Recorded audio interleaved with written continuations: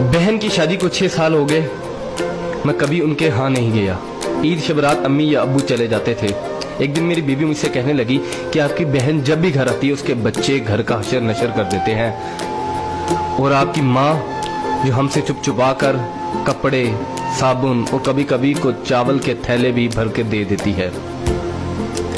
अपनी माँ से कहो ये हमारा घर है, कोई खैरात सेंटर नहीं। मुझे ये सुनकर बहुत गुस्सा आया कि मैं अपने घर का बहुत मुश्किल से गुजारा कर रहा था और मेरी माँ सब कुछ मेरी बहन को दे देती है। बहन एक दिन घर आई हुई थी तो उसके बेटे ने टीवी का रिमोट तोड़ दिया। मैंने माँ से गुस्से से कहा कि माँ, बहन को कहा करो ईद के दिन आया करे, और ये जो आप साबुन, चावल और ये जो चीज़ें देती हो इनको बंद करें। माँ चुप रही, लेकिन बहन ने ये सारी बातें सुन ली। 4 बज रहे थे, बच्चों को तैयार किया तो बहन ने कहा कि भाई मुझे बस स्टॉप तक छोड़ आओ। मैंने झूठे मुंह कहा बहन रुक जाती कुछ दिन। बहन मुस्कुराई और बोली नहीं भाई, बच्चों की छुट्टियां खत्म हो रही हैं, मुझे जाना है।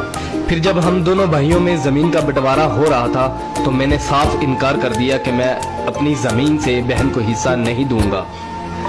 तो माँ ने कहा कि बेटी का भी तो हक बनता है। मैंने गाली देते हुए कहा जो कुछ भी हो जाए मैं बहन को हिस्सा नहीं दूंगा। मेरी बीवी ने भी बहन को बुरा भला कहा, वो बेचारी खामोश थी। बड़ा भाई अलहदा हो गया और मेरे बड़े बेटे को टीबी हो गया और मेरे घर के हालात खराब हो गए। जितना सब कुछ था मैं उसके इलाज पे लगा चुका था।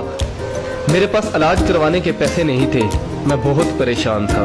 लाखों रुपए लगा चुका था और भूख सर पे थी। परेशानी की हालत में कमरे में बैठा शायद अपने हालात पे रो रहा था। उसी वक्त मेरे घर में वही बहन आई। मैंने गुस्से से बोला ये आगी मनहूस। मैंने बीवी को कहा कुछ तैयार करो बहन के लिए। बीवी मेरे पास आई और कहा कोई जरूरत नहीं गोश्त और बिरयानी बनाने की। फिर 1 घंटे बाद वो मेरे पास आई। भाई परेशान हो। बहन ने मेरे सर पे हाथ फेरा, कहा बड़ी बहन हूँ तुम्हारी, गोद में खेलते रहे हो, अब देखो मुझसे बड़े लगते हो। फिर मेरे करीब हुई और अपने पर्स से कंगन निकाले और मेरे हाथ पे रख दिए और आहिस्ता से बोली पागल तू एवं परेशान होता है, बच्चे स्कूल थे, सोचा दौड़ते दौड़ते भाई से मिला हूँ, ये कंगन बेचकर अपना खर्च करो और अपने बच्चे का इलाज करवाओ। शक्ल तो देख जरा तूने क्या हालत बना रखी है। मैं खामोश था, बहन की तरफ देखी जा रहा था। बहन ऐसा से बोली किसी को मत बताना, तुमको मेरी कसम है। मेरे माथे पे बोसा दिया और 1000 रुपया मुझे दिया जो 150 के नोट थे, शायद उसकी जमा पूंजी थी। मेरी जेब में डालकर बोली बच्चों को गोश्त ला देना और परेशान मत हुआ कर। जल्दी से अपना हाथ मेरे सर पे रखा, देख कितने बाल सफेद हो गए। वो जल्दी से जाने लगी तो उसके पैरों की तरफ देखा तो टूटी हुई जूती पहनी हुई थी और पुराना सा दुपट्टा ओढ़ा हुआ था। जब भी आती थी वही दुपट्टा ओढ़कर आती थी। बहन की इस मोहब्बत में मर चुका था मैं। हम भाई कितने मतलब प्रस्त होते हैं, बहनों को पल भर में बिगाना कर देते और बहनें भाइयों का जरा सा दुख बर्दाश्त नहीं करती। मैं हाथ में कंगन पकड़े जोर जोर से रो रहा था, उसके साथ मेरी आंखें भी नम हो गई। अपने घर में खुदा जाने वो कितने दुख सह रही होगी।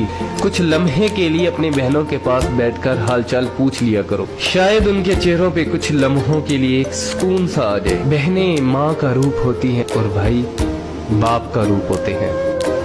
स्टोरी अच्छी लगी हो तो इसको लाइक कर दीजिएगा, इसको शेयर भी कर दीजिएगा।